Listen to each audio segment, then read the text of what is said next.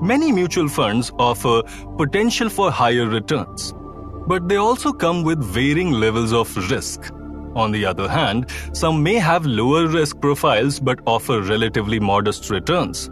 As I mentioned earlier, Equity-Linked Savings Scheme (ELSS) mutual funds can assist you in saving up to 1.5 lakh rupees from your annual taxable income. However, it's important to note that even with ELSS, there might still be some tax implications. In this episode, I will first provide you with information about taxes related to mutual funds, including the types of taxes applied and how you can potentially save on taxes when investing. Mutual funds are often considered tax-efficient investment instruments. They provide returns to investors through two main channels: dividends and capital gains. When a company generates substantial profits, it has the option to distribute a portion of those profits to its investors in the form of dividends. The decision regarding the dividend amount and timing rests with the company. Investors receive dividends based on the number of mutual fund units they hold.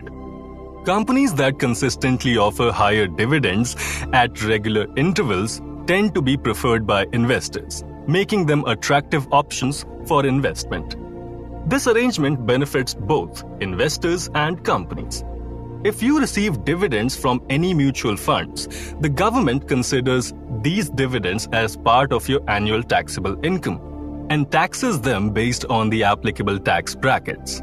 To illustrate, if your annual income is 7 lakhs and you earned 2 lakh rupees in dividends from your mutual funds in the same year, there won't be a separate tax on these 2 lakh rupees. Instead, the government will consider your annual taxable income to be 9 lakhs and levy taxes accordingly, placing you in the tax bracket of 5 to 10 lakhs. In addition to dividends, you also earn returns through capital gains. Capital gains represent the profit you make when the net asset value (NAV) of your mutual funds increases.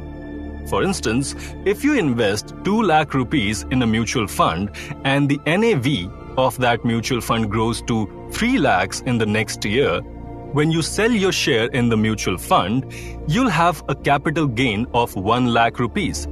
You are required to pay capital gains tax on this profit to the government.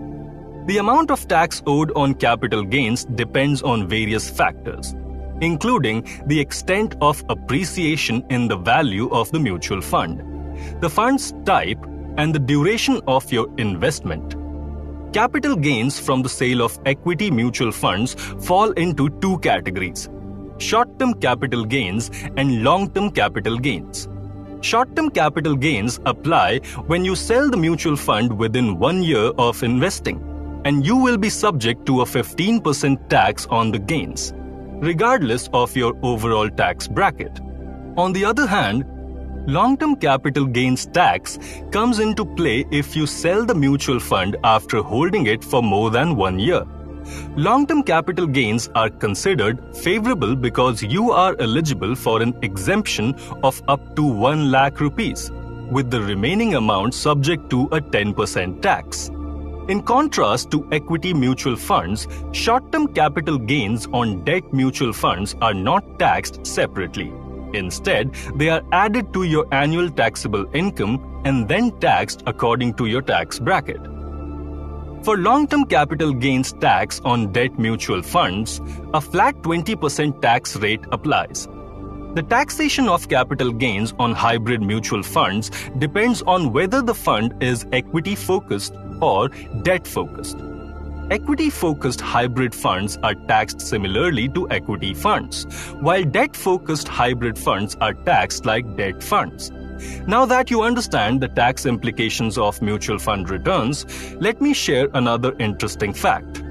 When you buy or sell an equity or hybrid equity-oriented mutual fund, you are also required to pay a securities transaction tax, STT, which is a mere 0.001%.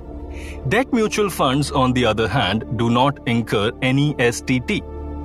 With the rise in financial literacy in India, the mutual fund market is growing rapidly. Many large companies and startups in India are capitalizing on this trend and reaping the benefits of mutual funds' popularity.